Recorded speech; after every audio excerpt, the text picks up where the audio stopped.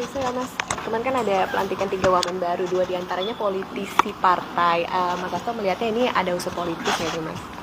Ya kami melihat sebenarnya waktu-waktu ke depan ini adalah proses transisi pemerintahan yang harus dilakukan, evaluasi secara kritis bagaimana terhadap pemerintahan sebelumnya dan kemudian menjadi landasan bagi pemerintahan baru agar spirit kemajuan, terutama keadilan dan percepatan di dalam mewujudkan kesejahteraan rakyat dapat dilakukan. Pelantikan wamen merupakan bagian dari kewenangan prerogatif Presiden, ya, sehingga tentu saja kami berharap agar ini ditempatkan sebagai bagian dari transisi kekuasaan itu.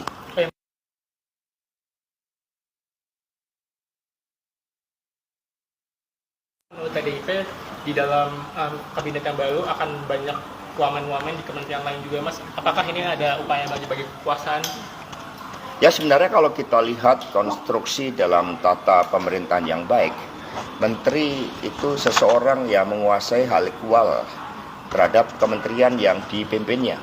Dia merupakan pembantu presiden, kedudukannya kuat, sehingga posisi menteri itulah yang seharusnya benar-benar dipilih dari kalangan profesional, dan dengan melihat tantangan pemerintahan ke depan yang tidak ringan, maka profesionalitas, kompetensi dari kementerian itulah yang diharapkan oleh PD Perjuangan daripada sekedar bagi-bagi jabatan kekuasaan politik. Struktur kementerian yang ada saat ini sebenarnya masih relevan di dalam menjawab berbagai tantangan-tantangan ke depan, terlebih dengan melihat beban anggaran yang sangat berat akibat ketergantungan terhadap utang luar negeri kita. Mas, itu PDIP diajak diskusi nggak Mas sebagai bagian dari koalisi? Itu merupakan hak sepenuhnya dari Presiden. Buat kami lebih baik bekerja ke bawah, mempersiapkan pilkada serentak, dan kemudian mencari pemimpin-pemimpin yang baik melalui proses kaderisasi partai. Mas, wamen ini kan ada salah satu ponakannya Prabowo gitu. Ini gimana? Apakah tidak terbatas pocket terus atau gimana gitu? Ya, sebenarnya kita melihat yang penting seseorang itu dipersiapkan menjadi pemimpin.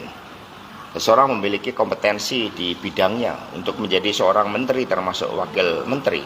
Memerlukan syarat-syarat leadership, syarat-syarat teknokratik, syarat-syarat memahami bagaimana kebijakan melalui legislasi, melalui perencanaan keuangan yang baik, itu dapat diatasi berbagai masalah bangsa dan negara, dan kemudian kita dapat melangkah ke depan.